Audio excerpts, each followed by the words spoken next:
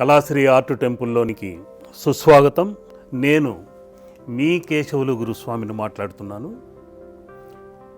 ముఖ్యంగా ఈ రోజుల్లో భార్యాభర్తల మధ్య గొడవలు, విడాకులు, నానా రభసలు, ఒకరి మీద ఒకరు తప్పులు చెప్పుకోవటము, కలహాలు, చివరికి విడాకుల కోసం లాయర్ల చుట్టూ తిరగటము, ఇటువంటి అన్యోన్యతను కోల్పోతున్నారు.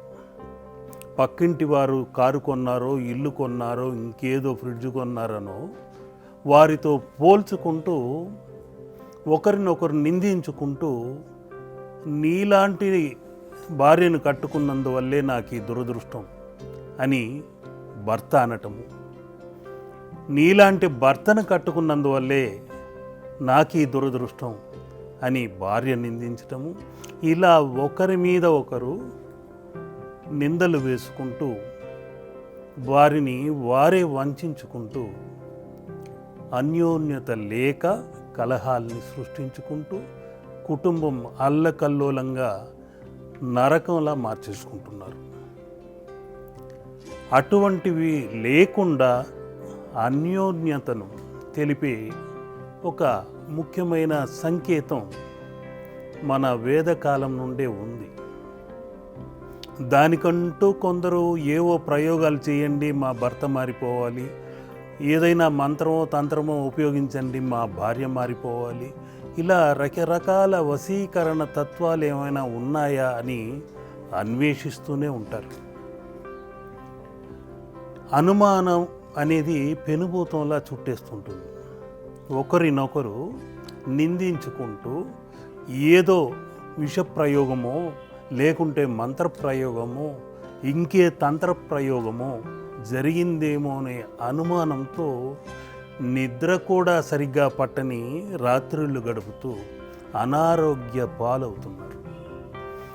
అటువంటి దోషాలనన్నింటినీ వదిలించుకొని మనలోని అహాన్ని దిగమింగుకొని క్రోధాన్ని దాటి నిగ్రహంతో విగ్రహారాధన చేస్తే వారికి తప్పకుండా ఇంట్లో అన్యోన్యత అన్నది పెంపొంది ఆ ఇల్లు స్వర్గధామంగా మారుతుంది. అలా మారటానికంటూ కొన్ని చిత్రాలంటూ ఉన్నాయి. ఆ చిత్ర చిదంబర రహస్యం ఏమిటో ఇప్పుడు మనం తెలుసుకుందాం. ముఖ్యంగా నేను చిత్రించే చిత్రాలు శివకుటుంబ చిత్రంలో లింగాకారంలో ఇక్కడున్న చిత్రంలో ఉన్నట్టు ఒక మకర తోరణం అన్నది ఉంటుంది. ఆ మకర తోరణము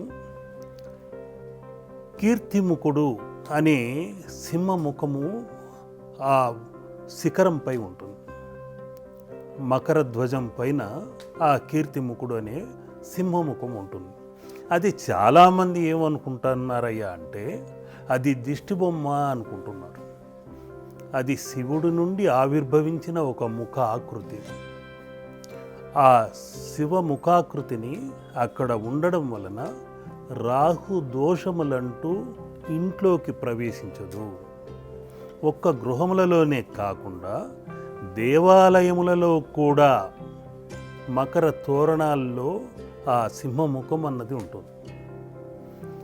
దాన్ని గురించి మరొక ఎపిసోడ్లో వివరంగా తెలుసుకున్నాం. ఇప్పుడు అన్యోన్యతను పెంపొందించేందుకు ఇందులో ఏమున్నాయి, ఆ మర్మం ఏమిటి, సనాతన ధర్మంలో ఉన్న అనేక మర్మాలు ఒక్కొక్కటి మీకు తెలియచేస్తూ వస్తాను. ఈ సింహ తత్వముతో ఉన్న కీర్తిముఖుడు రాహు దోషాన్ని ఇంట్లోకో లేకుంటే దేవాలయాల్లోకి రానివ్వడు. అంతేకాకుండా మాకు కేతు దశలో పుట్టడం వలన అనేక ఇబ్బందులను ఎదుర్కొంటున్నాము అని బాధపడేవారు ఉన్నారు. అటువంటి దోషాలని తొలగించుకోవడానికే కేతు అధిపతిగా గణపతి ఉన్నాడు ఇక్కడ. మరొక వైపు చూశారంటే సర్పాంశ సంభూతుడైన ఆ సుబ్రహ్మణ్యేశ్వరుడు కుజ దోష నివారణకంటూ మరొక వైపు కూర్చొని ఉన్నాడు. ఇలా రాహువు కేతువు కుజదోష నివారణకు త్రికళా శక్తితో త్రికాల జ్ఞానముతో పరిశోధించి ఆరాధించి శోధించి చిత్రీకరిస్తే ఒక ఇంట ఆ సర్పదోష నివారణ కలిగితే తప్పనిసరిగా వారికి అన్ని విధాల అన్యోన్యత పెంపొంది ఆ సర్పదోష నివారణ కలిగి వారు ఆ ఇంట స్వర్గంగా మార్చుకునేందుకు ప్రయత్నం చేయవచ్చు. ఇది పెట్టిన వెంటనే మేము అన్యోన్యత ఉంటామా అంటే మనం ధ్యానం చేసిన వెంటనే దేవుడు ప్రత్యక్షం కాడు. ఏదైనా నిత్యం ఆరాధనతో సాధనతో సాధించాలి. అదేవిధంగా శివ పార్వతులు అంటేనే చెరిసగ భాగం.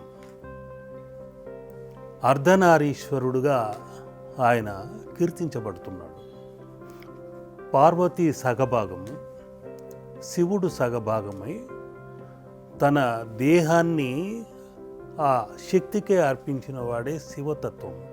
అంటే భార్యాభర్తలిరువురు అన్యోన్యతతో ఉండాలి. కష్టమైన నష్టమైన సుఖమైన ఏదైనా కలసి మెలసి సగభాగం పాలు పంచుకోవాలన్నదే అందులో పరమార్థం. కాబట్టి ఆది దంపతులు ఎలా ఉన్నారో అది ఆదర్శంగా తీసుకోవాలి. ఆదర్శంగా తీసుకుంటూ ఆ శివ పార్వతులను వేడుకుంటూ పైనున్న ఆ కీర్తిముఖుడి వలన రాహుదోషం తొలగాలి. ఇటు కేతువుకు అధిపతి అయిన గణపతి వలన కేతు దోషం తొలగాలి. మరొక వైపు సుబ్రహ్మణ్యేశ్వరుడిని అనుకుంటూ కుజదోషం తొలగాలి అని వేడుకోవాలి. ఇక మరొక మర్మం గురించి ముఖ్యంగా మీకు తెలియచేయాలి. పరస్పర విరుద్ధం కల జంతువులు ఇందులో ఉన్నాయి. మయూరము నాగము. అటువంటి నాగదోషాన్ని ఖండించే మయూరము ఆ నాగాభరణము రెండు ఒకచోటే కలిసిమెలిసి ఉన్నాయి. విచిత్రంగా ఆ పరస్పర విరుద్ధమైన జంతువులు ఇక్కడ కలిసిమెలిసి ఉండమని ఒక సంకేతాన్ని తెలుపుతున్నాయి. మరొక పరస్పర విరుద్ధం కల నంది, ఆ ఎద్దు, మరొక వైపు సింహము, ఆ అమ్మవారి వాహనము, ఇవి కూడా అందులో పొందుపరచటం జరిగింది. ఇవి రెండు పరస్పర విరుద్ధమే, కానీ ఇక్కడ అతి వినయంగా కలసిమెలసి ఆ శివారాధన చేసుకుంటున్నట్టు కనిపిస్తాయి. వాహనములై ఉన్నాయి. ఇంతటి అద్భుతమైన సంకేతము, ఎంతటి పరస్పర విరుద్ధమున్నా కలసిమెలసి ఉండండి. ఒకరు వృషభంలా రంకెలు వేయవచ్చు, ఇంకొకరు సింహంలా గర్జించవచ్చు. అయినా కలసిమెలసి శివపార్వతులను ధ్యానిస్తూ వారికి మనం వాహనములై ఉన్నాము, మన ఆత్మలలోనే పరమాత్మ ఉంది అని మీరెప్పుడైతే సంకల్పించుకుంటారో మీలోని అహం తొలగిపోతుంది, క్రోధం తొలగిపోతుంది. ఇక మీదటైనా ఆ ఆది దంపతులను ఆదర్శంగా తీసుకొని మనం ఆరాధన చేసుకుందాం. ఇంట్లోని కలహాలన్నింటినీ తొలగించుకుందాం. శివ కుటుంబ దర్శనం సర్వ పాపహరణం. లోకా సమస్త సుఖినో భవంతు.